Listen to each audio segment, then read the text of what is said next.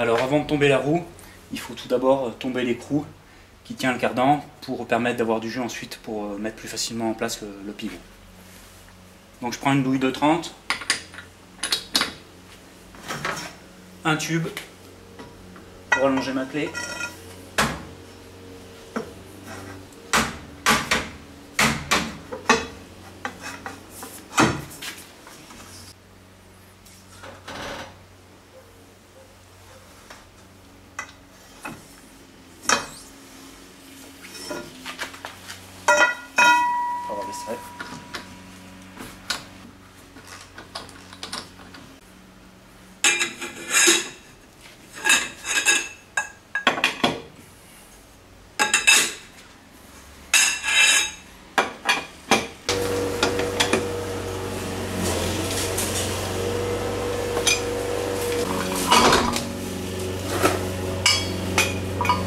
Ensuite, avec une clé de 21 et puis une rallonge, je viens commencer à desserrer mes écrous pour vérifier que c'est pas grippé. Là, ça va.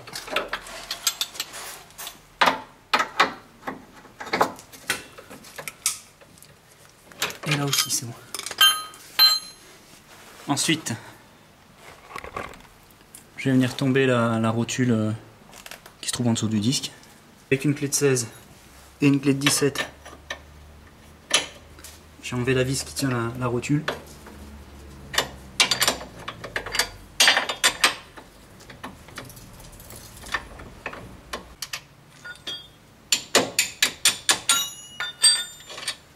C'est une vis toute simple qui tient la rotule en place. Ensuite, je vais tomber la rotule de direction avec une clé de 16.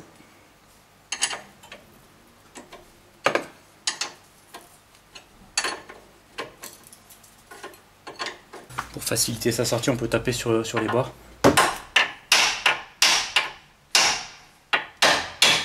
Voilà. Les vibrations, ça permet de la décoller.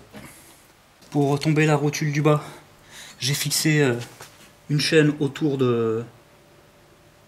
du bras. Je viens placer ensuite un tube dans la chaîne. Et je viens faire appuyer ce tube un petit peu plus loin. Voilà.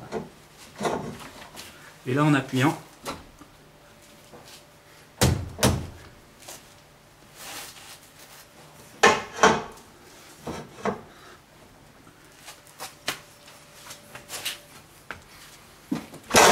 voilà, la rotule est sortie. Donc une chose importante, maintenant que l'écrou du cardan est tombé, pour avoir plus de jeu au niveau du disque, il faut bien penser ici à sangler le cardan pour éviter qu'avec les mouvements du disque, le cardan ne sorte de la boîte de vitesse, et dans ce cas là ça fait une vidange instantanée de la boîte. Ensuite je vais tomber la vis qui tient le cylindre bloc. Je place une clé de 21 en dessous et une clé Torx T55 au dessus pour éviter que ça tombe dans le vide. Voilà, ma clé de 21 en dessous.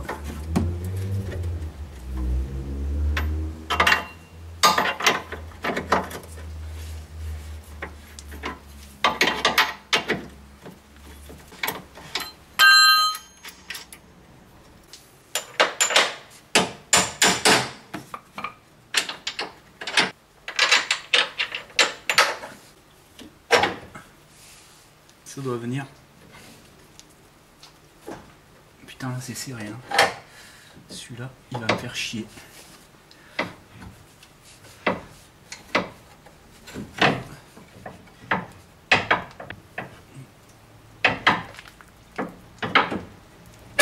Hop. Voilà.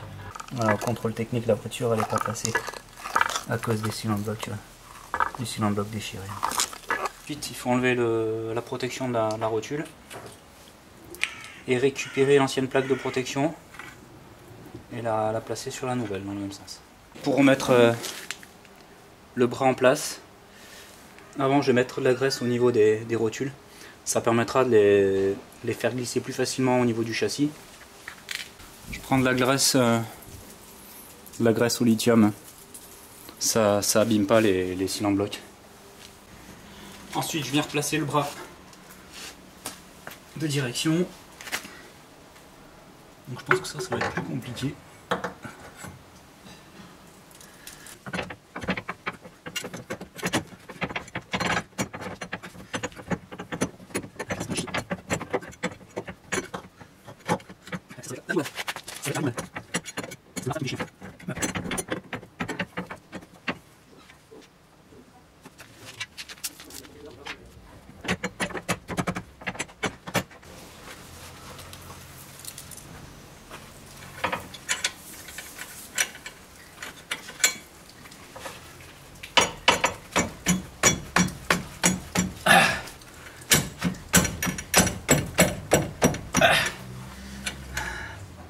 Ensuite, avec un tournevis, je vais venir chercher le cylindre bloc pour le tirer vers l'arrière. Voilà. Pour le mettre en place dans les axes en face. Hop, ça c'est bon.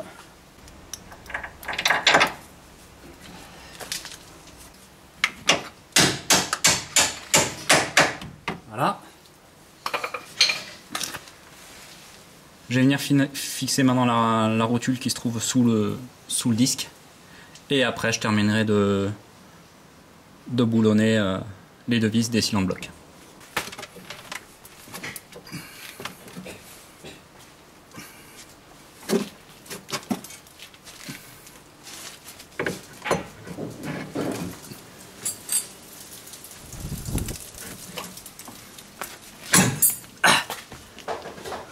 Voilà, sauf qu'elle va être toute de travers.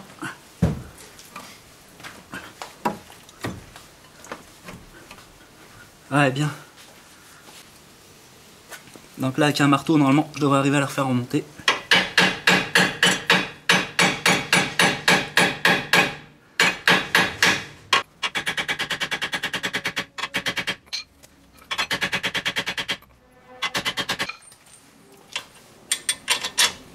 Voilà.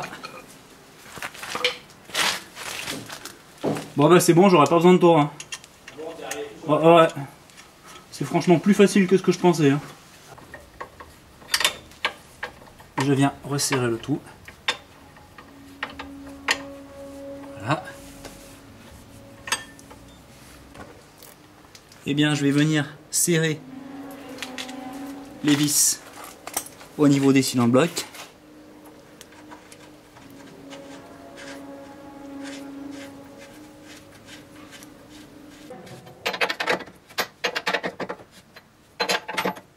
Ensuite, je viens fixer la rotule de la direction. Voilà. Ah, j'ai l'impression que ça tourne sur place. Alors, comme ça tourne sur place, après, je vais prendre une clé Torx. Du combien c'est? Ça doit être du T30. Ouais.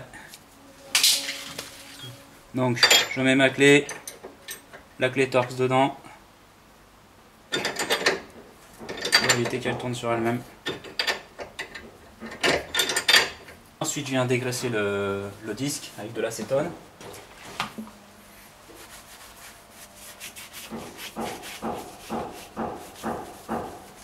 Et bien après avoir resserré les 4 vis de roue, je viens resserrer l'écrou du moyeu.